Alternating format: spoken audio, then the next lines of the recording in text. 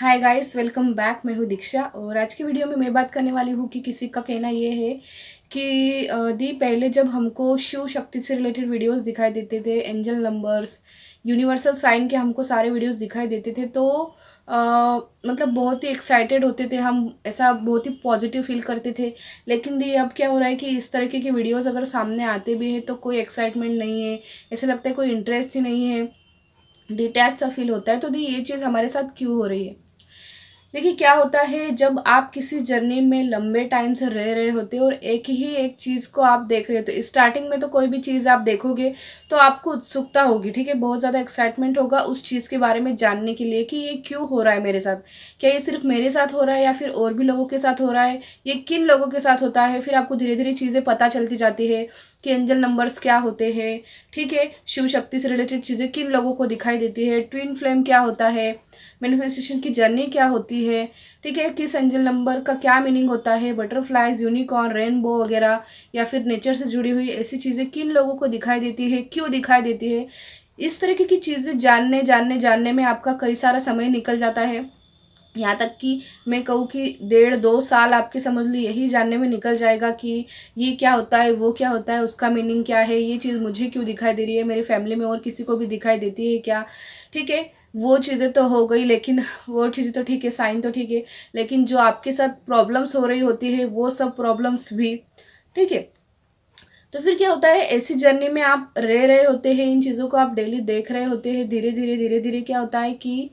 आपका ना इन सब चीज़ों से ध्यान हटना हटना शुरू हो जाता है। एक प्रकार से ये यूनिवर्स की ही प्लानिंग होती है, और वो इसलिए क्योंकि एक टाइम ऐसा आता है, मतलब एक समय का एक जो लास्ट में जो टाइम आता है आपकी विश पूरी होने से पहले पहले का, कि उस समय यूनिवर्स आपको बस ये मैसेज देना चाहते हैं कि अब बस हो गया, अब इन चीज़ों को नोटिस करना आप बंद कीजिए, पूरी तरीके से लेट गो कर दीजिए, पूरी तरीके से डिटैच हो जाइए और सिर्फ सेल्फ लव में लग जाइए, क्योंकि आपको आपकी चीज़ें मिलने वाली है तो आप पूरी तरीके से अब रिसीविंग मोड में आ जाइए। ये चीज़ आपको कहने के लिए, ये चीज़ बताने के लिए कहीं ना कहीं यूनिवर्स ही आपका जो है इंटरेस्ट उन चीज़ों में से ख़त्म कर देते हैं, या फिर आप उनसे डिटैच होने लगते हो।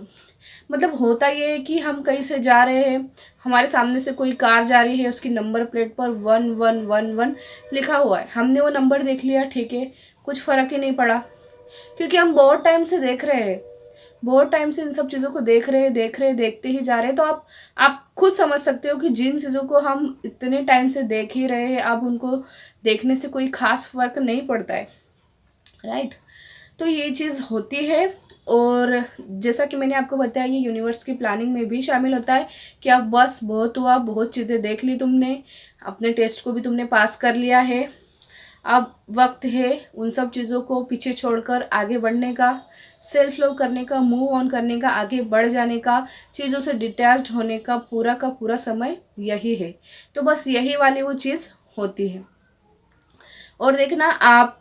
अब तो आपको शायद अभी इतना कुछ फील नहीं हो रहा होगा, फ़र्क नहीं पड़ रहा होगा इन चीज़ों को देख के, लेकिन एक टाइम ऐसा भी आएगा इस मैनिफेस्टेशन की जर्नी में कि ये जो लॉ ऑफ अट्रैक्शन के वीडियोस है, जो यूनिवर्स के साइन वाले वीडियोस है, शिव शक्ति के हो गए, जो भी वीडियोस है,